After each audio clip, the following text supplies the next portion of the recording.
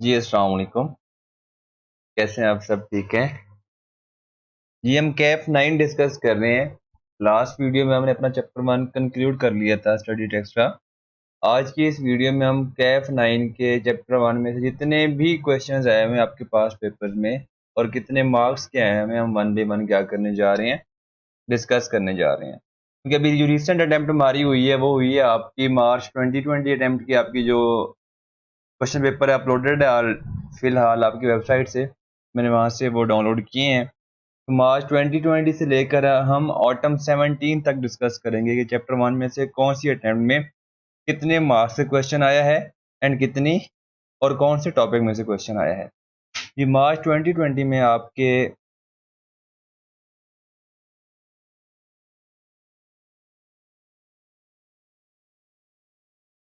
Question number 8 आया था आपका। इसकी जो आपकी मार्क्स हैं वो हैं 6 मार्क्स। तो हम डिस्कस करते हैं कि इसकी पहले रिक्वायरमेंट क्या है। In the light of the Companies Act 2017, discuss whether any of the above firms can be appointed as external auditor। ये आपका जो चैप्टर 1 में कंपनीज एक्ट का पोर्शन है, उसमें जो डिसक्वालिफिकेशन है उसको ये चीज़ कवर कर रही है कि हाँ जी, हम इनमें से कौन सी वाली आप अपॉइंट हो सकती है और कौन सी अपॉइंट नहीं हो सकती। पहले देखते हैं wealthy bank limited. Wealthy bank limited क्या है? आपकी कंपनी है। Is considering to appoint external auditor for the year ending June 2020। WBL has shortlisted the following 3 audit firms। हमने इन तीनों का देखना है कि कौन सी फर्म अपॉइंट हो सकती है और कौन सी फर्म अपॉइंट नहीं हो सकती। G Rao Arif and company chartered accountant. The firm has recently admitted a new partner who worked as a CFO till June 2017 of Noor Engineering Limited, a subsidiary of WBL। जी हमने पहले देखना है कि ये आपकी जो सबसे पहली डिस्क्वालिफिकेशन है, इज एम्प्लॉय, अगर आज एम्प्लॉय है या पिछले 3 सालों में एम्प्लॉय है तो उस केस में वो कंपनी का ऑडिटर अपॉइंट नहीं हो सकता। अब यहाँ पर हम देखते हैं कि ये कौन से टैग अकाउंटिंग ईयर के ऑडिटर अपॉइंट करने जा रहे हैं for the year ending June 2020। हमारा ये अकाउंटिंग ईयर होगा, ये होगा जुलाई 1 से लेकर 2019 टू जून 2020। तो ये अपॉइंटमेंट कब हो रही होगी? जो अकाउंटिंग ईयर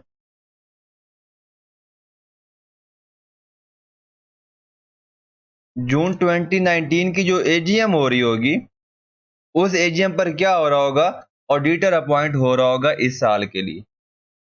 मतलब जिस साल अपॉइंट हो रहा है जून 19 पे, हमने उससे काउंट करना है कि जून 19, जून 18 एंड जून 17। मतलब 1 जुलाई 16 से लेकर 30 जून 19 तक अगर वो एम्प्लॉय रहा है इस कंपनी का या इसकी किसी पेरेंट या सब्सिडरी कंपनी का, तो वो इस कंपनी का ऑडिटर अपॉइंट नहीं हो सकता। अब हम देखें तो यहाँ पर क्या हो रहा है कि वो जून 17 को काम तक एम्प्लॉय रहा है। यहाँ पर क्या हो रहा है? हमारे उस 3 ईयर्स के पीरियड के अंदर कवर हो रहा है। जो सीएफओ है, क्योंकि वो किसका सीएफओ है? वो सब्सिडरी कंपनी का सीएफओ है। यहाँ पर ये डायरेक्ट सीएफओ नहीं था WBL का, लेकिन हमने पढ़ा था चैप्टर 1 के अंदर। आपको पढ़ा देता हूँ ये point. A person will not be qualified for appointment as auditor of a company if he is due to the above mentioned disqualification is disqualified for appointment as auditor of any other company which is that company's subsidiary or holding company। हमारे यहाँ पर जो scenario है इसमें क्या हो रही है? यहाँ पर वो उसकी सब्सिडरी का सीएफओ था, इसलिए वो उसकी जो होल्डिंग कंपनी है WBL का भी ऑडिटर अपॉइंट नहीं हो सकता। जो राव आरिफ है वो क्या है? इनएलिजिबल है, वो WBL की ऑडिटर अपॉइंट नहीं हो सकती। नेक्स्ट है Hatim Tughlaq and company chartered accountants. अब यहाँ पर है कि one of the partners in the firm has obtained a loan from WBL for rupees 5 million. 5 million का लोन लिया हुआ है। लेकिन ये ऑर्डिनरी कोर्स ऑफ बिजनेस है वेल्थी बैंक लिमिटेड का, तो हमें आगे पढ़ने की ज़रूरत भी नहीं है। हातिम जो है वो कंपनी जो फर्म है वो ऑडिटर अपॉइंट हो सकती है, क्योंकि अगर ऑर्डिनरी कोर्स ऑफ बिजनेस में उन्होंने ट्रांजेक्शन आपस में ही की हुई हैं तो उसका आपकी एलिजिबिलिटी पर, आपके अपॉइंटमेंट पर कोई इम्पैक्ट नहीं होता। अगर ये ऑर्डिनरी कोर्स ऑफ बिजनेस ना होता फिर यहाँ पर क्या होता, हम इसको डिस्क्वालीफाई कर देते, क्योंकि यहाँ पर ये ऑर्डिनरी कोर्स ऑफ बिजनेस है बैंक का लोन देना, तो इसलिए पर्सनल लोन ले सकता है और यहाँ पर ऑडिटर भी अपॉइंट हो सकते हैं। Rashid Karim and company.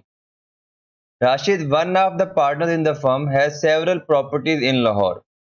He has rented out 5 properties to WBL for its branch operation.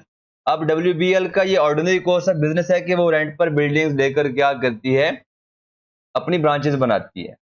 और अगर करीम का भी, राशिद का भी अगर ऑर्डिनरी कोर्स ऑफ बिजनेस है कि उसकी प्रॉपर्टीज अगर उसने रखी हुई हैं उन्हें रेंट पर ही देनी है, यहाँ पर कोई स्पेसिफिक रिलेशनशिप नहीं है, ऑर्डिनरी रिलेशनशिप है। यहाँ पर जो राशिद करीम है वो भी क्या हो सकती है, आपका कंपनी WBL का ऑडिटर अपॉइंट हो सकती है।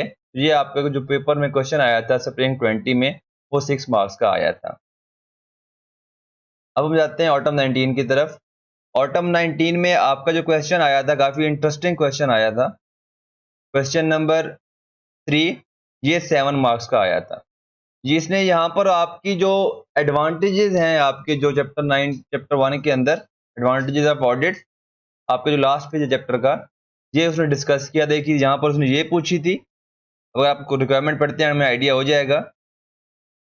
Amjad is the chief executive and major share holder of a newly incorporated private limited company. He has offered your firm to be the first external auditor of the company. During a meeting, he was of the viewpoint that statutory audit exists because it has been legally mandated. मतलब वो कह रहा है कि auditor हम इसलिए audit appoint करते हैं क्योंकि वो लीगल रिक्वायरमेंट है। उसके ख्याल में इसके कोई और बेनिफिट्स नहीं है, कोई और वैल्यू ऐड नहीं करता। तो यहाँ पर हमने क्या करने थे, जो बेनिफिट्स हैं ऑडिट के हमने वो यहाँ पर बताने थे। आगे वो क्या कहता है, however he believes that audit helps in finding all major funds within the major frauds within the company. अब रिक्वायरमेंट क्या है, discuss how you will respond to the viewpoints of Amjad regarding the audit of financial statements. यहाँ पर हमने 2 बातें बतानी थी। एक हमने बताना था कि हमारे ऑडिट के बेनिफिट्स क्या क्या हैं, यहाँ पर लिखी हुई आप देख लें। और हमने एक और बताना था कि हमने कहा था कि जो फ्रॉड की डिटेक्शन की जो रिस्पॉन्सिबिलिटी किसकी होती है, वो होती है आपकी मैनेजमेंट की। Management is responsible for prevention and detection of fraud. ये ऑडिटर की रिस्पॉन्सिबिलिटी नहीं है। जो ऑडिटर का ऑब्जेक्टिव हमने वो यहाँ पर बताना था कि ऑडिटर का जो ऑब्जेक्टिव है उसके अंदर फ्रॉड कवर नहीं होता, इसलिए ये मैनेजमेंट का काम है कि उसने क्या करना है, फ्रॉड कवर करना है। हम यहाँ पर ये बात भी बतानी थी। ये आपके इस क्वेश्चन का क्या है, आंसर है। ये हमारे ऑटम 19 में चैप्टर 1 में से 7 मार्क्स आए थे। हम आते हैं स्प्रिंग 19 में। स्प्रिंग 19 में फिर उसने आपका कंपनी एक्ट का पोर्शन डिस्कस किया है। ये क्वेश्चन नंबर 4 पूरा यहाँ पर आपका जो आया हुआ है 8 मार्क्स का, चैप्टर नंबर 1 में से कंपनी एक्ट में से आया था।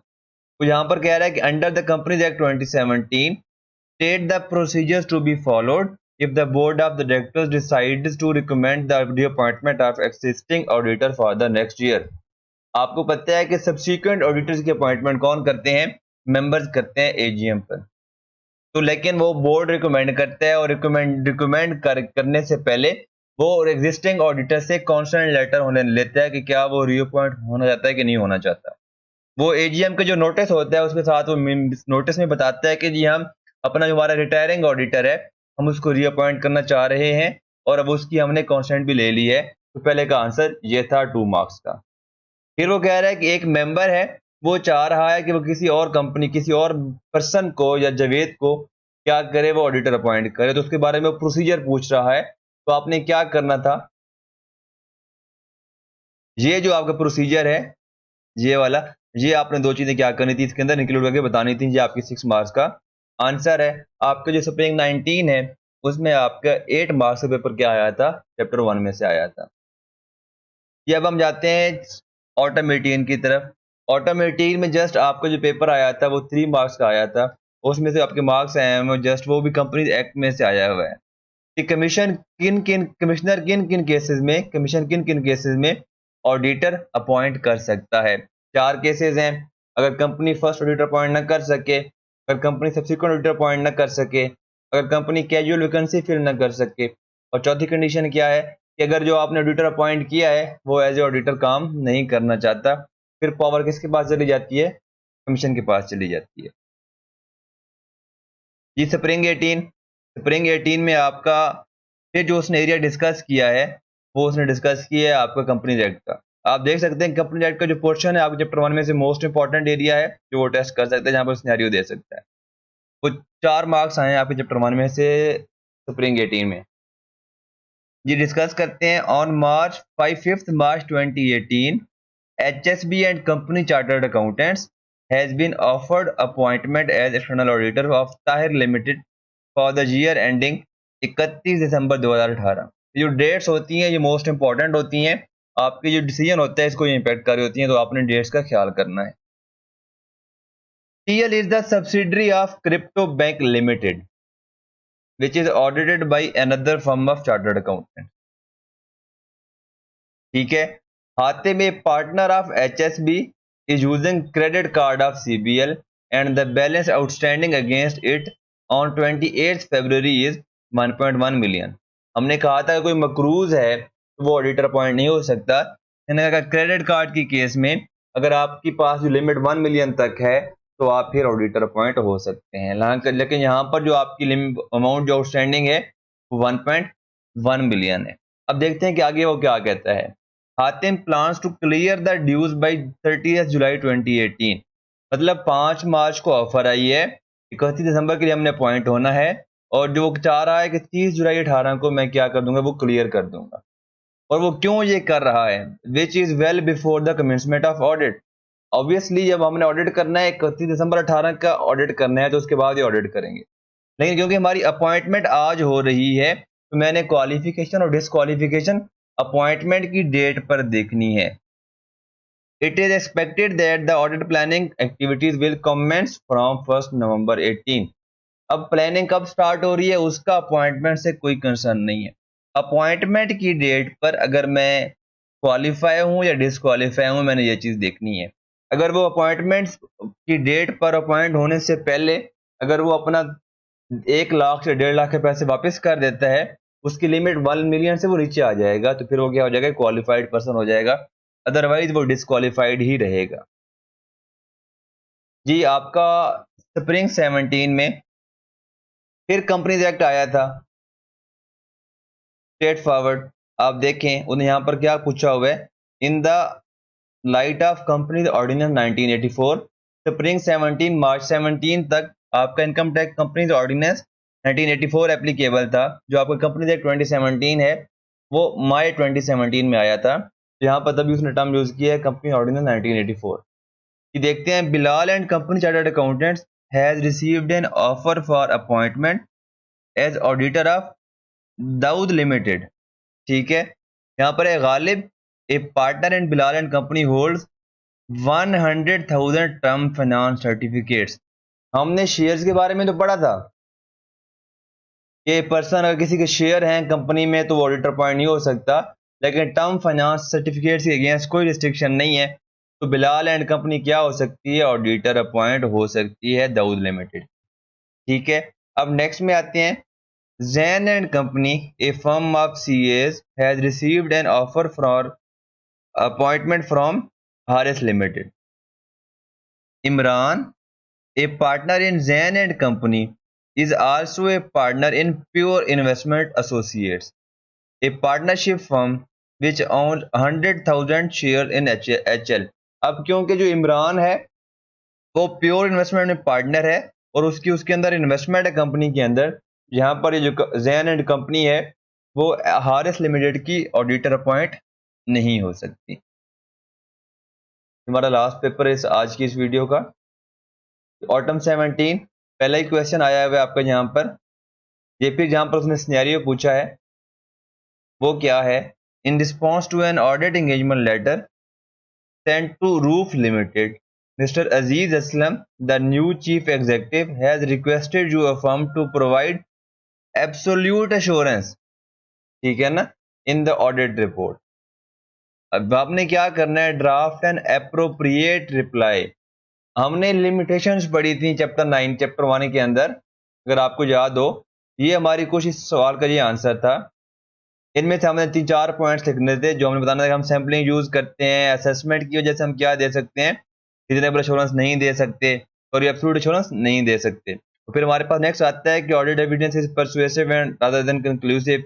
ये 3-4 पॉइंट्स हमने यहाँ पर बताकर क्या करना था, अपने 5 जो मार्क्स हैं ये सिक्योर करने थे। तो ये आपके 5-6 अटेम्प्ट्स के पेपर्स हैं जहाँ पर आपने देखा होगा आपका कंपनी एक्ट वाला पोर्शन, आपका जो रिस्पॉन्सिबिलिटी ऑफ मैनेजमेंट का पोर्शन एंड आपके जो बेनिफिट्स एंड लिमिटेशन है ऑडिट की, ये मोस्ट इंपॉर्टेंट पॉइंट है। तो रिसेंटली ऑटम 20 के अंदर आपको क्वेश्चन आया था, वो आपका आया था कि आपने क्या करनी है, कॉस्ट ऑफ अकाउंट्स जो आपके हैं उनका ऑडिट की क्या रिक्वायरमेंट्स हैं। आपका 4 मार्क्स का ये वाला क्वेश्चन आया था। एंड इसके अलावा आपको जो क्वेश्चन आया है वो आपका आया है कि आपने कोई 4 एलिमेंट, आपने एश्योरेंस के एलिमेंट क्या करने हैं बताने थे, आपने इनमें से चारों के बारे में कुछ लिखना था। ये आपके पास पेपर में यहाँ पर कवर करने चैप्टर 1 से। हम इंशाल्लाह नेक्स्ट लेक्चर से चैप्टर 13 को स्टार्ट करेंगे।